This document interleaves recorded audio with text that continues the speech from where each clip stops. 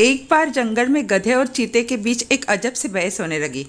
गधा कहता है कि घास नीली होती है और चीता कहता है कि घास हरी होती है। उन दोनों के बीच ये बहस काफ़ी देर तक चली। फिर उन दोनों ने फैसला किया कि घास नीली होती या हरी होती है, इसका फैसला जंगल का राजा करेगा। फिर वो दोनों जंगल के राजा शेर के पास जाते हैं। शेर के पास रोज़ सभा बैठा करती थी और सारे जंगल के जानवर वहाँ उपस्थित हुआ करते थे। जब गधे और चीते का केस राजा के पास आया तो शेर ने पूछा, बताओ क्या परेशानी है। तो चीता कहता है, राजा साहब ये देखो, ये गधा पागल हो गया है। ये कह रहा है कि घास नीली होती है, जबकि हम सब जानते हैं कि घास तो हरी होती है। राजा चीता की बात सुनने के बाद गधे से पूछता है, तुम बताओ।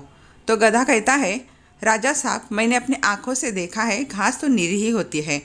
ये चीता गलत कह रहा है कि घास हरी होती है, इसे सजा दीजिए।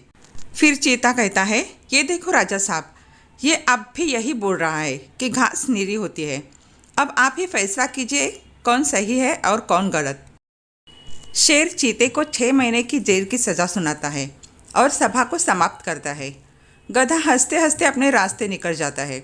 जब चीते को ले जाया जा रहा था तब शेर से चीता पूछता है, राजा साहब घास तो हरी होती है। शेर जवाब में कहता है, बिल्कुल सही, घास तो हरी ही होती है। तो चीता पूछता है, तो फिर आपने मुझे सज़ा क्यों दी। इस पर शेर बोलता है, तुम्हें सज़ा इस बात की नहीं मिली है कि घास नीली होती है या हरी, तुम्हें सज़ा इस बात की मिली है कि तुम्हारे जैसा बुद्धिमान जानवर भी एक गधे से बहस करके अपना कीमती समय खराब कर रहा है। और फिर शेर वहाँ से चला जाता है। इस कहानी से हमें पता चलता है कि गधे के लिए हमेशा घास हरी ही रहेगी और ऐसे कई लोग आपको मिलेंगे जो बिल्कुल भी आपकी बात नहीं मानेंगे। आप चाहे कितना ही उन्हें समझा लें, क्योंकि वह पहले से ही ठान कर बैठे हैं।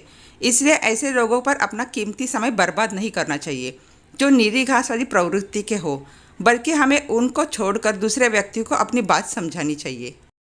इस कहानी से हमें क्या सीख मिलती है?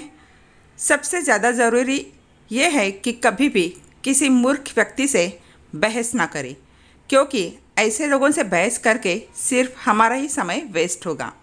जिस तरह इस कहानी में हुआ, उसी तरह हम भी कई बार मूर्ख लोगों से बहस करने लग जाते हैं और बाद में पछताना भी हमें ही पड़ता है। ज़िंदगी में हमें कई सारे ऐसे लोग मिलते हैं जिन्हें अधूरा ज्ञान होने के बावजूद भी कभी खुद की गलती नहीं मानते, इसलिए उनके साथ अपना समय व्यर्थ ना गवाए।